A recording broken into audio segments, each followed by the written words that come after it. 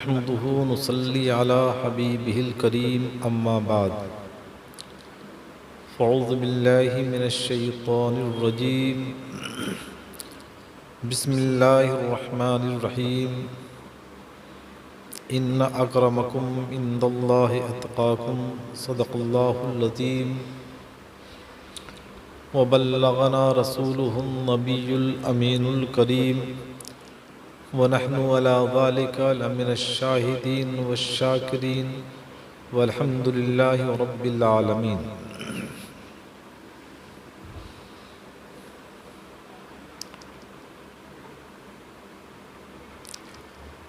معزز حاضرین، سب سے پہلے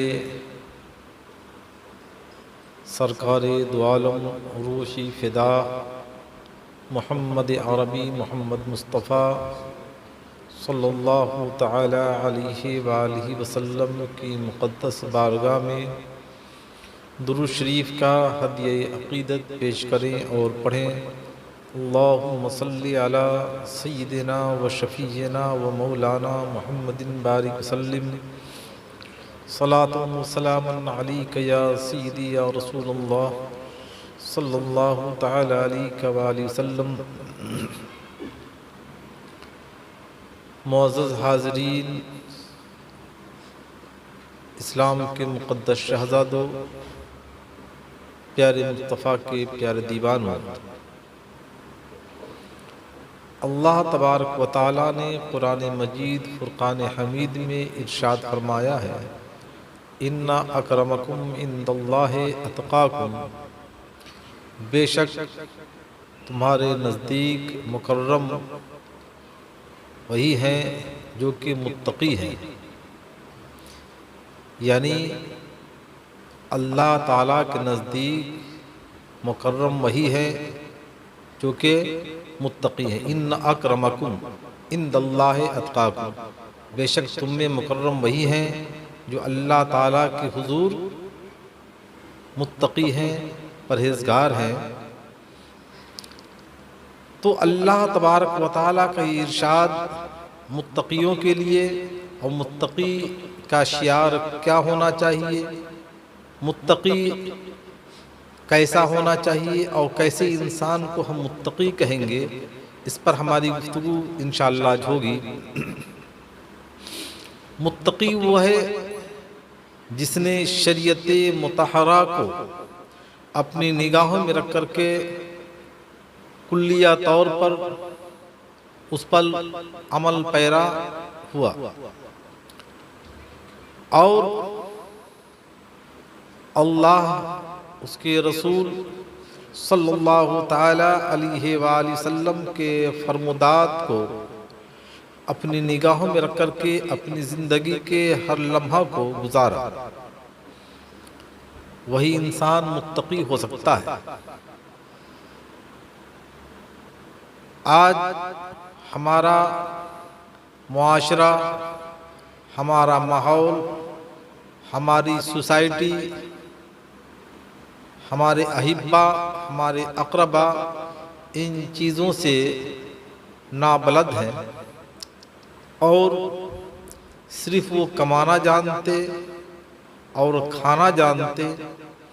کمائی ہماری کیسی ہو، کھانا ہمارا کیسا ہو، ان چیزوں سے ناآشنا ہے. اسی بنیاد پر ہم کماتے ہیں، ہمیں حرام و حلال کا احساس نہیں ہوتا. ہم کھاتے ہیں، حرام اور حلال کا امتیاز نہیں کرتے،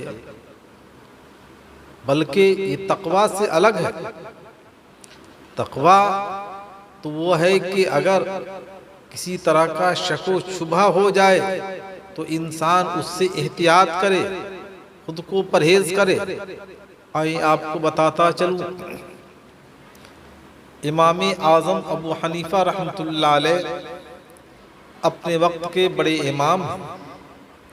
پوری دنیا میں مسلک امام اعظم ابو حنیفہ رحمۃ اللہ علیہ پر چلنے والے 90% لوگ ہیں، اور امام اعظم ابو حنیفہ رحمۃ اللہ علیہ کو یہ مقام، یہ مرتبہ صرف حصول علم کی بنیاد پر نہیں ملا، بلکہ الحمدللہ حصول علم کے بعد، یعنی علم کو حاصل کرنے کے بعد مکمل طور پر تقویٰ کو اپنی نگاہوں کے سامنے رکھ کر کے اپنی زندگی کے لمحے لمحے کو گزارا، جس کی بنیاد پر پروردگار عالم نے آپ کو مقام علیٰ پر سرفراز فرمایا۔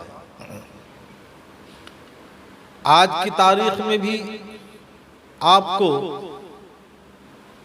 عالم ملیں گے، فاضل ملیں گے، محدث ملیں گے، مفکر اسلام ملیں گے، لیکن امام اعظم ابو حنیفہ رحمۃ اللہ علیہ جیسا مفکر نہیں ملے گا، امام اعظم ابو حنیفہ رحمۃ اللہ علیہ جیسا قائد نہیں ملے گا، امام اعظم ابو حنیفہ رحمۃ اللہ علیہ ذی علم صاحب فکر نہیں ملے گا۔ امام اعظم ابو حنیفہ رحمۃ اللہ علیہ کی پوری زندگی مسل و مسائل میں گزری۔ آپ تشریف فرما ہیں، سائل آتے اپنے سوالات کو پیش کرتے، امام اعظم ابو حنیفہ رحمۃ اللہ علیہ سائل کا سوال سن کر اس کا جواب عنایت فرماتے اور آنے والا ہنسی خوشی چلا جاتا۔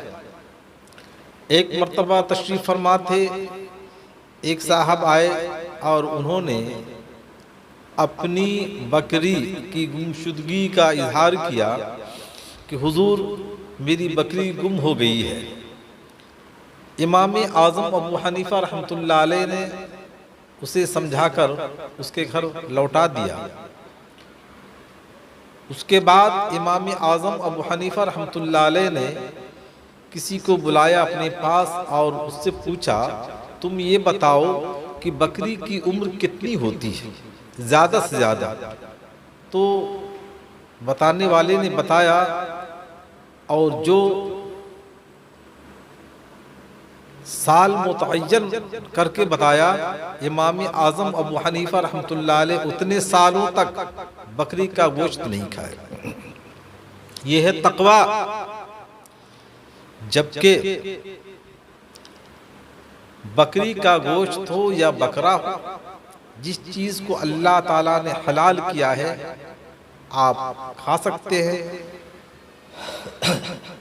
لیکن امام اعظم ابو حنیفہ رحمۃ اللہ علیہ کا تقوی دیکھیں۔ آپ کو دو چیز سمجھاتا چلوں، ایک ہوتا ہے تقوی، ایک ہوتا ہے فتویٰ۔ تقوی ہوتا ہے کہ انسان جو چیز حلال سمجھتا ہو، جائز سمجھتا ہو، اس چیز میں غلو کرتا ہو، مبالغہ آرائی سے کام لے۔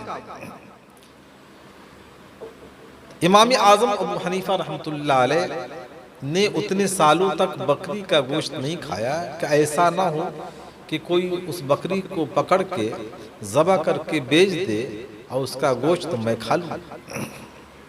آئیں آپ کو بتاتا چلو، امام اعظم ابو حنیفہ رحمۃ اللہ علیہ تاجر تھے، کپڑا بیچتے تھے، لیکن آج تک آپ نے نہیں سنا ہوگا کہ امام اعظم ابو حنیفہ رحمۃ اللہ علیہ جیسا تاجر یا اس کے واقعات آپ کی سماج سے قریب ہوا ہو۔ امام اعظم ابو حنیفہ رحمۃ اللہ علیہ کی دکان تھی کپڑے کی، اور ان کپڑوں میں ایک کپڑا تھا جس میں کچھ داغ تھا۔ امام اعظم ابو حنیفہ رحمۃ اللہ علیہ نے آپ کی دکان میں کام کرنے والے سے کہہ دیا تھا کہ یہ کپڑا بیچنا ہو تو جو بھی لے اسے اس کی کمی بتا دینا، پھر اس کی مرضی ہوگی تو خریدے گا ورنہ نہیں، اور پھر مناسب ریٹ میں دینا۔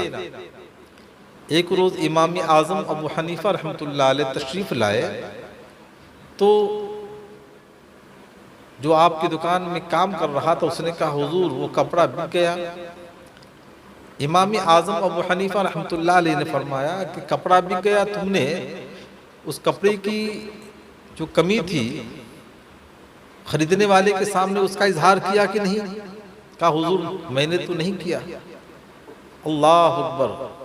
امام اعظم ابو حنیفہ رحمۃ اللہ علیہ نے فرمایا کہ اس کپڑے کی جو قیمت ہو وہ غریبوں میں صدقہ کر دو، اس لیے کہ ہماری شریعت اس چیز کی اجازت نہیں دیتی کہ کپڑے میں کوئی داغ ہو یا کمی ہو اور اس کپڑے کو بیچ کر کے ہم اس پیسے کو اپنے استعمال میں لائیں، لہذا اتنا پیسہ تم کسی غریب کو دے دو۔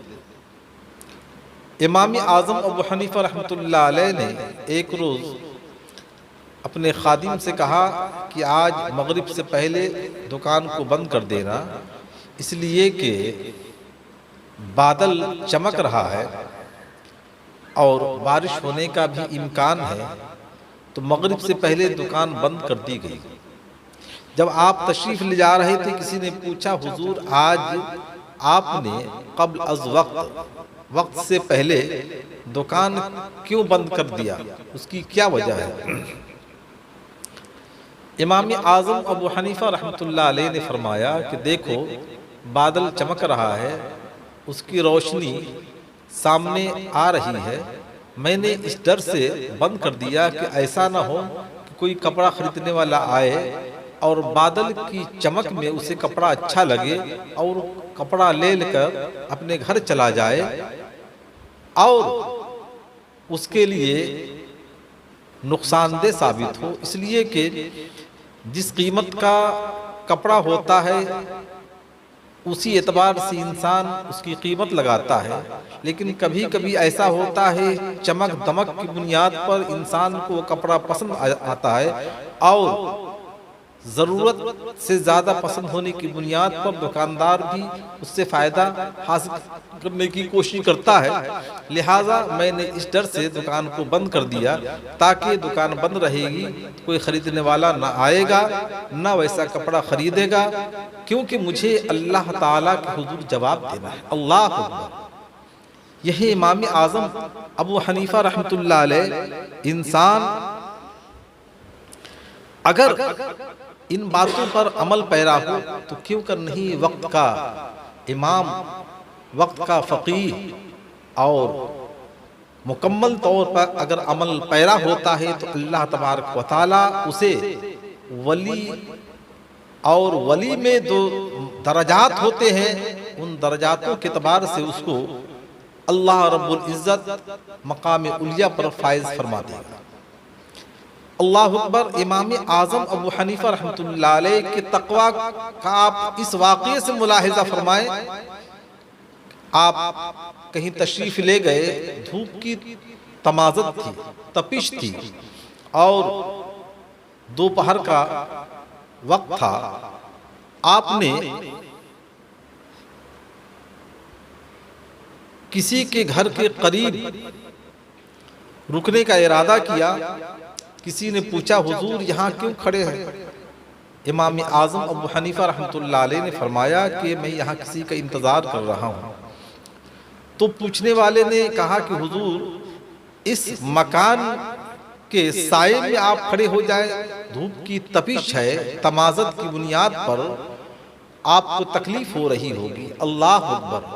امام اعظم ابو حنیفہ رحمۃ اللہ علیہ نے کیا فرمایا کہ وہ انسان میرا قرض دار ہے اور اگر میں اس کی دیوار کے سائے میں کھڑا رہوں گا تو ایسا نہ ہو کہ میرا کھڑا ہونا یہ سود میں شامل ہو جائے اور اللہ وحدہ لا شریک کی بارگاہ میں مجھے نادم ہونا پڑے۔ اللہ اکبر! یہ ہے امام اعظم ابو حنیفہ رحمۃ اللہ علیہ، اسلام کے مقدس شہزادوں، پیارے مصطفیٰ کے پیارے دیوانوں۔ اگر آپ خود کو حنفی کہتے ہیں، خود کو امام اعظم ابو حنیفہ رحمۃ اللہ علیہ کے مقلد کہتے ہیں، تو امام اعظم ابو حنیفہ رحمۃ اللہ علیہ کی زندگی کو، ان کی زندگی کی تاریخ کو اپنی نگاہوں میں رکھ کر کے اپنی زندگی کے لمحات گزارے۔ آج بھی گر ہو براہیم سا ایمان پیدا، آگ کر سکتی ہے اندازے گلستہ پیدا۔ اسلام کے مقدس شہزادوں، پیارے مصطفیٰ کے پیارے دیوانوں، اپنی زندگی کے ہر لمحے میں آپ حلال و حرام کو اپنی نگاہوں میں رکھ کر کے اس میں جو تقوی کی طرف مائل ہوتا ہو، اس تقوی کو آپ اختیار کرو گے تو یقیناً پروردگار عالم کی بارگاہ میں آپ محبوب ہوں گے۔ اور یہی نہیں بلکہ پروردگار عالم آپ کو ان تقوی اور تقوی پر عمل پیرا ہونے کی بنیاد پر اللہ تبارک و تعالیٰ آپ کو مقام علیہ پر فائز فرماتا ہوا نظر آئے گا۔ اسلام کے مقدس شہزادوں، پیارے مصطفیٰ کے پیارے دیوانوں، پروردگار عالم کی حضور دعا ہے کہ پروردگار عالم ہم تمام کو امام اعظم ابو حنیفہ رحمۃ اللہ علیہ کی حیات مبارکہ کو اپنی نگاہوں میں رکھ کر کے عمل پیرا ہونے کی اور اس پر عمل کرنے کی توفیق رفیق عطا فرمائے، آمین بجائے سید المرسلین۔ السلام علیکم ورحمۃ اللہ وبرکاتہ۔